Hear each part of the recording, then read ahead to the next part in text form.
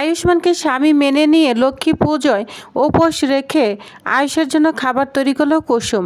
Happy ever 70 দেখা যাবে। সম্পূর্ণ জানতে ভিডিওতে একটি লাইক দিয়ে চ্যানেলটি সাবস্ক্রাইব করে পুরো ভিডিওটি দেখতে থাকুন।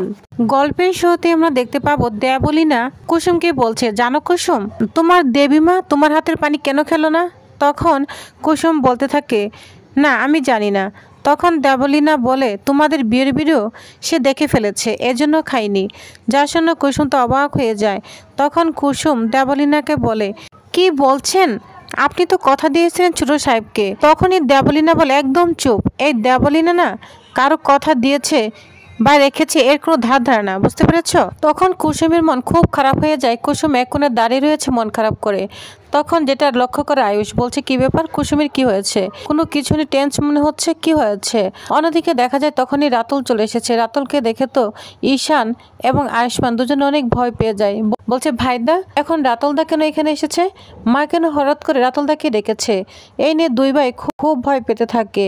অন্যদিকে দেবলীনা এবং মীনাক্ষী তো অনেক খুশি হয়ে যায়। বলছে, এবার আমাদের প্ল্যান সাকসেস হয়েছে। এবার কুসুম এবং আয়ুষ, ঈশান তোমাদের মুখ কোথায় থাকবে, দেখো কি হয়। তখনই আমরা দেখতে পাবো ইন্দ্রাণী বলতে থাকে, আচ্ছা আয়ুষ, ঈশান, তোমরা হয়তো ভেবেছ আমি রাতুলকে কেন এখানে ডেকেছি। আমি ফাইনালি তোমাদের বিয়ের শুটটা দেখে ফেলেছি। এটা শুনে তো কুসুম চমকে যায়। আয়ুষ এবং ঈশান অনেক ভয় পেতে থাকে। তখন বলে, ভাইদা এখন কি হবে? তখন আয়ুষও কি বলবে কিছুই বুঝতে পারে না। অন্যদিকে কুসুম মনে মনে ভাবতে থাকে, এবার তো দেবীমা আমাকে রাখবে না, সব যখন দেখেই ফেলেছে। অন্যদিকে দেবলীনা এবং মীনাক্ষী খুব খুশি হতে থাকে। দেবলীনা মনে মনে বলতে থাকে, এইভাবে ইন্দ্রাণী আন্টির মন জয় করে আস্তে আস্তে ইন্দ্রাণী আন্টির জায়গা আমি দখল করে নিব।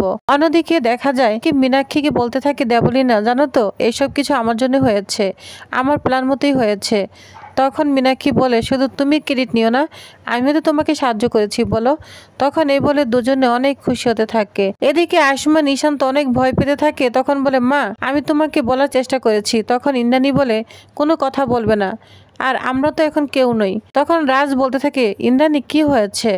তখন বলে, না রাজ কি হবে, আমরা তো এখন ফেলনা হয়ে গিয়েছি। তোমার দুই ছেলেই তো অনেক বড় হয়ে গিয়েছে, ওরা একা একা সব ডিসিশন নিতে পারে। তখন ঈশান বলে, মা আমি তোমাকে সব খুলে বলছি, তুমি রাগ করো না, ঘটনাটা আমি বলছি। তখনই ঈশান খুলে বলতে যাবে, ওই মুহূর্তেই ইন্দ্রাণী বলে, না না কি খুলে বলবে, কিচ্ছু দরকার নেই, এত সুন্দর শুট হলো সেখানে আমিই নেই। এটা শুনে তো অবাক হয়ে যায় সবাই। তখন দেবলীনা এবং মীনাক্ষীর মুখটা কালো হয়ে যায়। মীনাক্ষী বলে, তার মানে দিদি বিয়ের ভিডিও দেখেনি? আচ্ছা দেবলীনা, তুমি এই প্ল্যানও ফেল গেলে, দিদি কিভাবে দেখতে পেল না? তখনই ঈশান মনে মনে কল্পনা করতে থাকে, তার বন্দুকের ভিডিওটা ডিলিট করতে বলেছিল যাতে কেউ দেখতে না পারে এই বিয়ের ভিডিওটা। তখন ঈশান তার বন্ধুকে অনেক ধন্যবাদ জানাতে থাকে। তখন আয়ুষ্মানও বুঝতে পারে এটা ঈশানেরই কাজ। এদিকে কুসুমও অনেক খুশি হয়ে যায়। তখন ইন্দ্রাণী বলে, আচ্ছা ঈশান, আমি তো বিয়ের ভিডিওটা সম্পূর্ণ দেখতেই পেলাম না, আর দেখবই বা কিভাবে, ডিলিট হয়ে গিয়েছে। আচ্ছা আয়ুষ, এই ভিডিওটা ডিলিট করার আগে তুমি আমার কাছে অনুমতি নেওয়ার একবারও প্রয়োজন মনে করলে না, তাই তো? তখন আয়ুষ কিছুই বলতে পারে না। তখনই ঈশান চট করে বলতে থাকে, মা ক্ষমা করে দাও, তাড়াতাড়ি করে আসার সময় ওই হার্ড ডিস্কটা আনা হয়নি, মিস্টার বাজুরিন ইউএসএ নিয়ে গিয়েছে। তুমি চিন্তা করো না, আমি ইউএসএ থেকে সম্পূর্ণ কপিগুলো আনার চেষ্টা করছি। তখন ইন্দ্রাণী বলে, ঠিক আছে তাড়াতাড়ি আনার চেষ্টা করো, বুঝতে পেরেছ?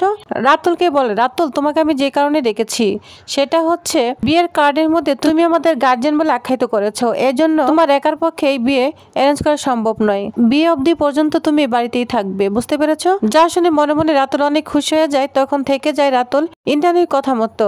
এদিকে রাগান্বিত হতে থাকে মীনাক্ষী, বলছে, দিদি কি কর্মশালা ভুলে ফেললো নাকি? অনেকদিন ধরে দেবলীনা এখানে আছে, আবার রাতুল। তখন ঈশান আয়ুষ্মান অনেক খুশি হয়ে যায়, বলছে, ভাইদা রাতুলকে নিয়ে বেশ মজা হবে। আর তখন আয়ুষ্মান বলে, হ্যাঁ কুসুমকেও তুমি ভালো করে চিনে নিবে।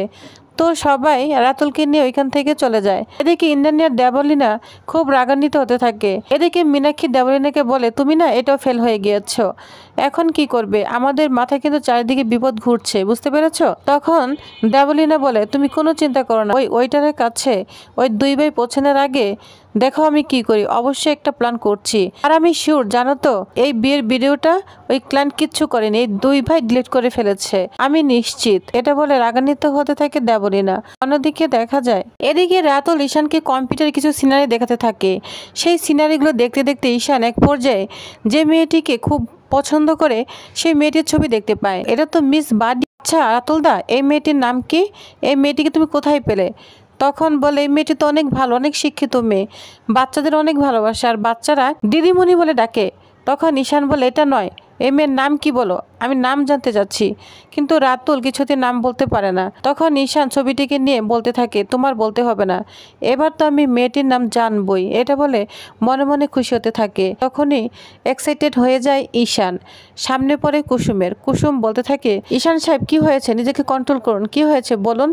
তখন কুসুমকে ধরে লাফাতে থাকে ঈশান। তখন বলে ঈশান সাহেব কি করছেন এটা আপনি, বলুন হয়েছে আপনার, আপনি এরকম কেন করছেন? তখন বলে জানো তো আমি যে মেয়েটিকে মন থেকে ভালোবাসি এই মেয়েটিকে পেয়ে গিয়েছি, এই দেখো।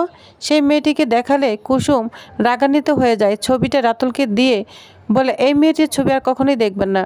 তখন বলে কেন জাদুকর, কি হয়েছে? তখন কুসুম বলে আপনি কিচ্ছু বুঝতে পারছেন না, আপনারা দেবলীনা ম্যাডামের বিয়ে ঠিক হয়ে গেছে, আপনি অন্য মেয়ের কথা ভাবছেন। তখন ঈশান বলে হয়তো বিয়ে ঠিক হয়েছে, মন থেকে কিছুই ঠিক হয়নি জাদুকর, যদি ভাগ্যে থাকে মেয়েটির সঙ্গে আমার বিয়ে হবে জানো তো। তখন কুসুম বলে আপনি এভাবে বললেন, আপনি তো কথা দিয়েছিলেন আপনি আমার জন্য, দেবীমার জন্য দেবলীনা ম্যাডামকে বিয়ে করতে রাজি হয়েছেন, তাহলে এই কথা আপনি রাখবেন না? তখন ঈশান বলে হয়তো আমি এটা ভাবতে পারি, কিন্তু দেখো ভাগ্যে থাকলে মেয়েটির সঙ্গে আমার বিয়ে হতেও পারে। এটা বলে ঈশান খুশি হয়ে এখান থেকে চলে যায়। এদিকে মীনাক্ষী পার্টিতে যাবে, কিন্তু ইন্দ্রাণী কিছুতেই যেতে দিবে না। লক্ষ্মী পুজোতে গাঙ্গুলি বাড়ির বৌদি একটা নিয়ম রয়েছে, নিয়ম মেনে পুজো করতে হবে, এজন্য কোথাও যাওয়া হবে না। যা শুনে মনটা খারাপ হয়ে যায় মীনাক্ষীর। খুশি হয় দেবলীনা।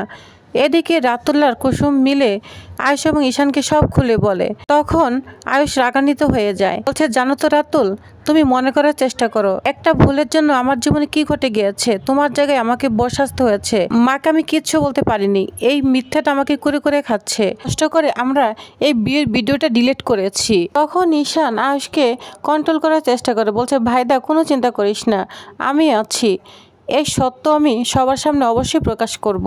যা শুনে কুসুম খুব কষ্ট পায়, কারণ কুসুম মন থেকে আয়ুষকে স্বামী হিসেবে মেনে নিয়েছে। কিন্তু আয়ুষ্মানের একটু ফিলিংস না দেখে অনেক কষ্ট পায়। বলছে ছোট সাহেবের এই বিয়ে নিয়ে কোনো মাথা ব্যথা নেই, কিন্তু আমি কি করব, আমার কেন এরকম হচ্ছে? তাহলে কি এটা ঈশ্বরই চাচ্ছে? ঠিক আছে ছোট সাহেব মন থেকে বিয়ে মানুক আর না মানুক, আমি সারা জীবন ছোট সাহেবকে স্বামী হিসাবে মেনে নিব, এটা ভেবে অনেক কষ্ট পেতে থাকে। এদিকে রান্নাঘরে কুসুম রান্না করছে, কিন্তু রান্নার দিকে কোনো খেয়াল নেই। সেই শুটের দিনের ভিডিওগুলির কথা ভাবতে থাকে। আয়ুষ্মান তাকে সিঁদুর পড়িয়েছিল। তখন ওই মুহূর্তে দীপালি পিছে চলে আসে, বলছে কুসুম কুসুম তোর কি হয়েছে, এদিকে দুধ তো পড়ে যাচ্ছে। তখন কুসুম বলে ছড়ি পিসি তো গরম দুধের পাতিলাটা ওই হাত দিয়ে ছয় এবং তার পুরো হাত তাপ লেগে একদম পুড়ে যায়। তখন দীপালি পিসি বলে কি করছিস কুসুম? তখন বরফের মধ্যে হাতটা দিতে যায় কুসুমের। এদিকে কুসুম দেখতে পায় তার নোয়াটা একদম হাতের সামনে চলে এসেছে। পিসি আমার হাতের নোয়াটা এখনই দেখে ফেলবে, কি হবে এখন? এই ভেবে কুসুম অনেক ভয় পেয়ে যায়। তো টিউবাস, তাহলে আপনাদের কি মনে হয় এবার কি কুসুমের সব সত্যি জেনে যাবে দীপালি পিসি? তো কি হতে চলেছে নেক্সট আকর্ষণীয় পর্বে জানতে অবশ্যই আমার সাথেই থাকুন। ধন্যবাদ।